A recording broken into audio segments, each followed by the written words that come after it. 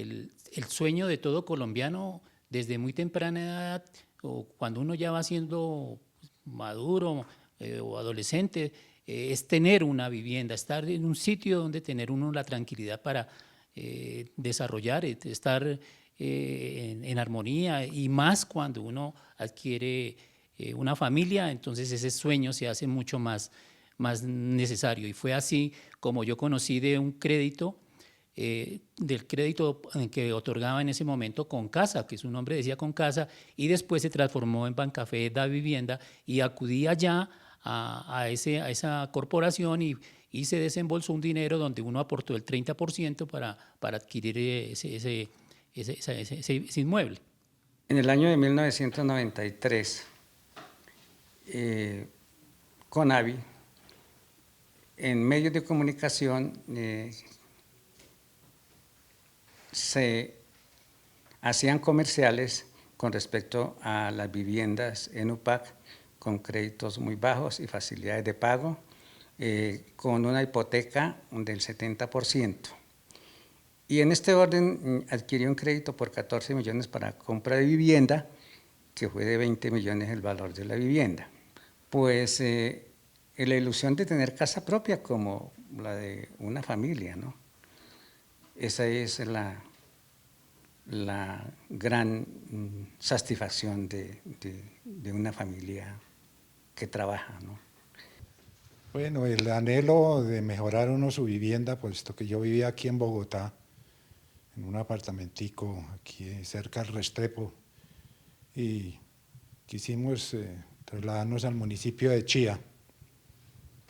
Entonces allí pues llegamos y miramos en un conjunto una casa que nos gustó y adquirimos un crédito de vivienda, en el cual la casa en ese momento valía 86.200.000, dimos 40 de cuota inicial y en 8 años que se pagaron 138 millones,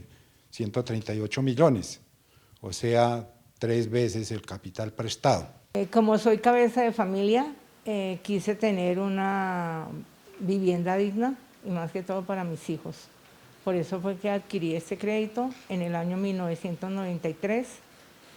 El banco me prestó 16.200.000, la casa costó 24 millones, 7.800.000 fue lo de mis ahorros que completé para mi casa. De ahí empecé a pagar. Inicié porque oía un comercial de créditos para vivienda y yo tenía una plata de la venta de mi casa anterior para comprar una casa de 70 millones de pesos. El Banco Popular me prestó 25 millones de pesos a 15 años y en 5 años les pagué 20 millones de pesos. Y me atrasé porque cada vez era más alta la cuota, cada vez era más alta la cuota, cada vez subía más y empezaron el proceso, me llamaban a la 1, 2 de la mañana a decirme que entregara la casa en dación de pago, que entregara me pusieron una persecución psicológica, que hasta que se me salió una noche la roca y la mandé al chorizo y le dije que para eso estaban los abogados del banco y mi abogado. Había tenido yo la oportunidad de haber vendido también, como la otra compañera, el apartamento pequeño y después adquirí uno más grande para la familia. Entonces hubo una dificultad económica y ahí fue cuando me di cuenta que el banco había iniciado un proceso de ejecución, y con el tiempo pues yo lo único que hice fue, dije, bueno, necesito contactarme con un abogado que me ilustre qué debo hacer, y él dijo, no, miremos primero que todo el pagaré. Él fue el que me llevó de la mano y entonces él me dijo, mire a ver qué encuentra, y hablamos en 15 días y fue cuando apliqué conocimientos del pasado, de donde las empresas que yo había trabajado en una multinacional, y allí cosas que me quedaron muy claras era estudiar la letra menuda, que yo creo que hoy día todo el mundo conoce, de que que en las letras menudas es donde están los grandes engaños. Se esconde el demonio, dice una caricatura por ahí, y me puse a hacer eso y simplemente encontré que el pagaré, honestamente, habiendo debido pactar 37 unidades, el banco al momento de que mete el proceso judicial ante el juzgado, llenó ese pagaré con 74 unidades. Mi abogado dijo, aleguémosle eso al banco, a ver qué dice. Lo hicimos, lo metimos al proceso y el dictamen que designó, que decretó el juez, de una lista de sus auxiliares que uno no conoce, el dictamen del perito estableció que el papel, el documento, el pagaré está alterado, está falsificado, y lo corroboró también el juez en la sentencia de fondo, pero extrañamente dice, siga adelante y decrétese el remate del inmueble, cuando en justicia y en derecho cualquier persona juez, tienes que declarar la nulidad de ese expediente, de ese proceso. En este tema, pues me quisiera explicar que nosotros, los afectados del UPAD, que fuimos juiciosos, o la persona que fue juiciosa y pagó entre 7 y 8 veces el capital prestado. Y los que refinanciaron un crédito pagaron entre 12 y 15 veces el capital prestado. Entonces, el tema del UPAD fue algo desastroso. Yo empecé pagando cuotas de 780.000 pesos y a los 7, 8 años estaba pagando cuotas de 1.700.000, lo cual era ya impagable. Entonces, en cierto momento, pues sí me había quedado atrasado, pero volvía y me ponía al día y resulté en cierto momento demandado sin estar en mora. Empecé pagando 263.000 pesos y se disparó a 980. Pues no, ya no pude porque como tenía que alimentación, que estudio para mis hijos, servicios, agua, luz y teléfono, entonces ya no pude seguir pagando.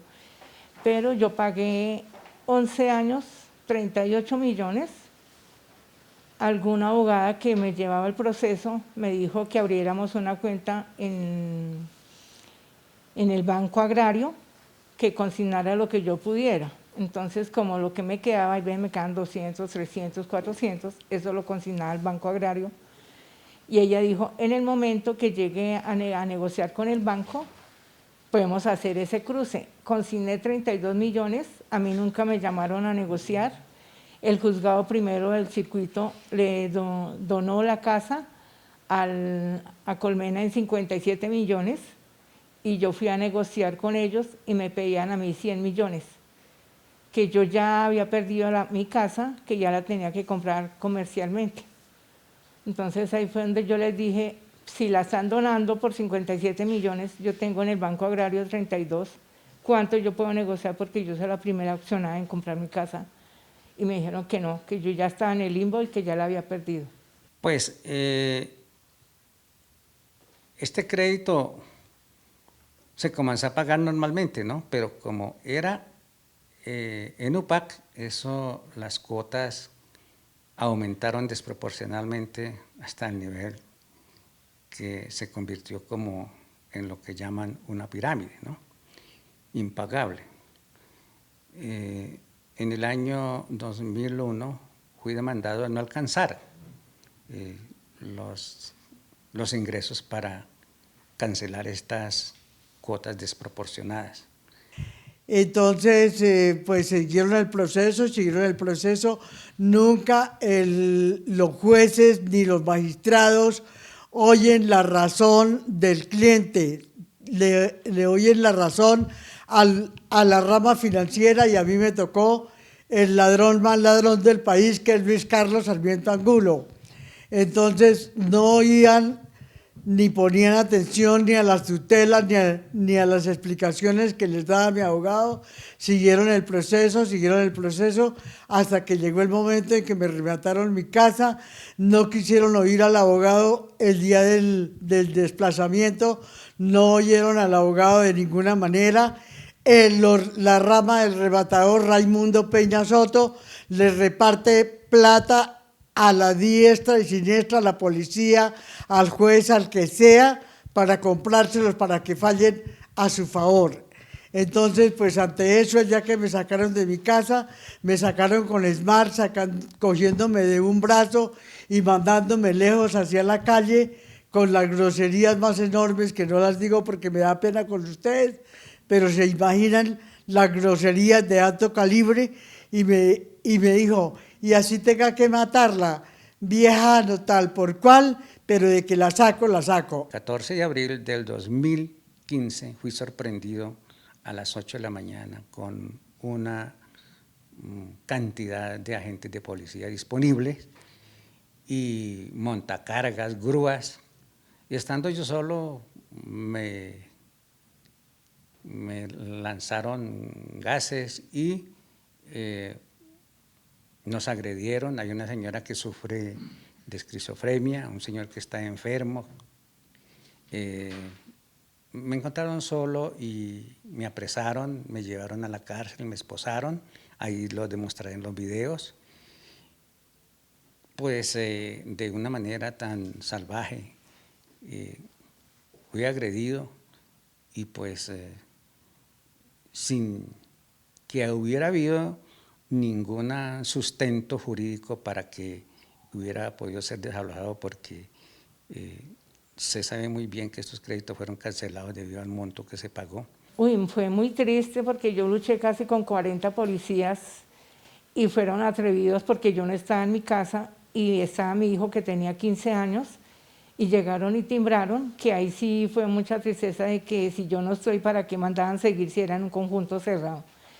Mandaron seguir a todos porque cuando llegué estaba Defensoría del Pueblo, Defensoría de Menores, bueno, habían como unos 12 de toda la rama judicial, y lo que hicieron fue timbrarle. Mi hijo se asomó en el tercero y le decían, papito, bote su tarjeta, su identidad, a ver. Cuando él les botó la tarjeta desde el tercer piso, la miraron, ah, no, usted es adolescente, así podemos ingresar. Y cuando ingresaron, él estaba en la escalera. Cuando yo llegué, él se estaba defendiendo y él decía, aquí no me sacan a mí. Cuando yo llegué, le dije, Sergio, usted sí ahí, a nosotros no nos tienen que sacar. Pero ya me habían sacado todas mis cosas, ya las tenían en el camión. Entonces yo no quería salir de ahí, y fue cuando se entraron por la ventana los del ESMA, los de la policía, y eso sí me cogieron de manos, pies, de todo, como si fuera un trapo viejo, y me sacaron así alzada y me maltrataron. Yo fui a la policía, me dieron 10 días de incapacidad, pero porque uno muestra lo que ve por encima, pero a mí me dio pena bajarme como me habían vuelto mis piernas, mi cadera, todo. A mí me despojan de mi casa, ya habiéndola pagado, y aparte de eso, me arrestan y los daños materiales me destruyeron mi fuente de ingreso. Es decir, mi familia está totalmente en la destrucción de lo que es la desintegración de una familia. Esto no solo me sucede a mí, aquí hay muchísima gente, pues este es un testimonio para dar como la iniciación o la pauta de toda la problemática. Esto ha quedado en una impunidad porque la mayoría de las familias se han cansado de hacer las acciones constitucionales que siempre han sido negadas. Yo dejé de pagar en el momento de que me instauraron la demanda, puesto que me demandaron sin estar en mora. Allegaron tres históricos de pagos con diferentes cifras al inicio, y en uno de esos históricos se comieron los pagos de un año. Esos los allegaron al juzgado, lo cual es un fraude procesal, y nunca fue posible que en la denuncia penal que le tenía, que duró 7 años en la fiscalía, que pasó por 4 fiscalías, que hablaba con los fiscales, que hablaba con sus asistentes, y me decían que eso era muy complejo. ¿Cómo va a ser complejo? Donde había un pagaré de las 5.800 y pico de UPAC que tenía que pagar, divididas en las 180, tenía que pagar 34 UPACs, y me lo llenaron con 99 UPACs y me los cobraron. Entonces, por eso se hizo impagable ese crédito. Por fortuna no me la quitaron, se ganó después de insistir el tema, después de que nosotros insistíamos en el tema del fraude, ellos se vieron prácticamente obligados a sacar una serie de jurisprudencia que es la que desarrollaron a partir de 2014 con base en un documento de la compañera aquí Mariela que se les metió a las cortes donde se les explicó este tema de la falsificación del pagaré de ella y de la doble contabilidad. Entonces los obligamos y según Vargas Lleras nos dice a los que están molestando del UPAC tírele un salvavidas. Ese salvavidas es toda la jurisprudencia que ha desarrollado y que el compañero Manuel más luego podrá decir que se sacaron, yo creo que van 400 o 500 tutelas a favor de las víctimas del UPAC. O sea, para ganar, o sea, por fortuna, pues no hubo necesidad de que se llegara al… O sea, se ordenó 6 veces el remate en el caso mío. 6 veces se intentó el banco quitarme la casa, pero con mi abogado metíamos recursos. Y ya al final hubo que meter 2 tutelas. La primera la negaron, pero ya la segunda ya la concedieron. Y pues hacen una muy breve alusión a que durante todo el proceso se ha alegado la alteración del pagaré. Vino que el juez, a pesar de que se le había pedido, él por orden de la Corte Suprema de Justicia, por orden de 6 magistrados, le dijo tiene 48 horas para resolver el último recurso y conceder la terminación del proceso porque el crédito desde el principio no se reestructuró y no se reliquidó, que es el tema fundamental porque la jurisprudencia, en resumidas cuentas, dice que el banco que no hace reestructuración, el banco que no hace reliquidación, el banco que no aplica el alivio, no tiene derecho a asomar las narices dentro de un proceso, no tiene por qué ir a quitarle la casa. Me parece que donde se retomara este pequeño punto que acabo de decir, sería una gran solución, que esta reestructuración se le debe pedir hoy día a la gente que está quedando sin trabajo, en la crisis que se está viviendo por la emergencia sanitaria, es un imperativo que se reestructuren absolutamente todos los créditos, así sean de vehículos, de educación, de las tarjetas de crédito, son susceptibles de reestructuración. Y lo dice la jurisprudencia que han desarrollado para nosotros. Bueno, ¿cómo llegó al proceso? Sí, a raíz de los foros, diferentes foros, de los debates que se hicieron en el Senado de la República, del trabajo que hacíamos en conjuntos por allá, incentivando a la gente que se uniera, pues llegamos a tener en cierto momento como más de 100 personas, nos reuníamos semanalmente en una ONG que nos facilitaba un salón, todos los jueves nos reuníamos para hablar del tema y me he puesto en la investigación de este problema macro que es porque, fíjese, en el momento de la promulgación de la Ley Marco de Vivienda, la Ley 546 del 99, en esa ley hubo un control de constitucionalidad por la sentencia 955 que dictó unos parámetros sobre la reliquidación de los créditos, que esa reliquidación hicieron una pantomima con la Superintendencia Financiera y nos dieron un alivio que nunca se vio reflejado. A los 3 o 4 meses estábamos debiendo otra vez el mismo saldo cuando nos dieron la aplicación, que esos créditos se debían de reestructurar y no fue posible que los jueces de la República y los magistrados de los tribunales, los magistrados de la Corte lo hicieran, vinieron a tomar medidas después de 12, 13 años que salió la primera sentencia de la Corte Suprema de Justicia que esos créditos del UPAC debían de haber sido reestructurados. Pero los jueces confunden la reliquidación con la reestructuración y dicen que eso ya no, que eso sí fue reliquidado, pero no fue reestructurado. Sí hay forma de enfrentar el abuso que comete la banca. Se necesita la unidad, pero una unidad que tenga un norte claro. O sea, si uno para echar atrás un proceso no es más sino encontrar la ilegalidad, que es la que ya hemos mencionado acá. Son muchas las formas, acabo de encontrar otra forma que le estoy ayudando a otra persona, acabo de encontrar otra forma cómo el banco incrementan los saldos, porque ellos juegan esa que siempre lo quieren ahogar a uno financiera y económicamente, haciendo cada vez más difícil el pago, entonces ellos lo llevan a uno a esa forma y encontré incluso en unas reflexiones de Jorge Eliezer Gaitán, la forma en que mantenían en la esclavitud a las personas, que eso lo podemos ver después. Entonces, mi reflexión es que se reclame de que la gente se una y que se reclame en estricto derecho, porque el tema principal que se tiene acá y que se puede alegar en cualquier proceso es que todo crédito tiene que ser reestructurado. ¿Y cómo se reestructura? Cualquier negocio jurídico, lo dice la propia superintendencia bancaria de la época. ¿Qué condiciones son?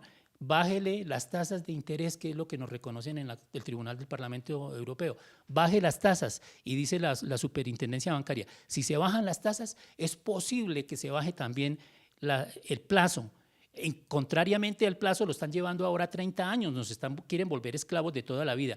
Y también se pueden rebajar, cuando se hace una auténtica reestructuración, bajando la tasa de interés, la cuota a amortizar a capital cada mes también tiene que bajar. Llegamos a la conclusión y a la reflexión que de aplicarse ese modelo, que la ley de vivienda tiene cosas favorables, donde se aplique de forma transparente, es más fácil en Colombia hacer el sueño realidad, es más fácil pagar su propia casa con esas condiciones de ley que pagar arriendo. Los banqueros de este país, encabezados por Luis Carlos Sarmiento Angulo y el grupo antioqueño con Bancolombia y Da Vivienda, que allí Juan Manuel Santos es accionista de Da Vivienda, pues ellos han hecho y han deshecho, han promulgado las leyes, la ley 794 del 2003, que modificó 70 artículos del Código de Procedimiento Civil a favor del sector financiero.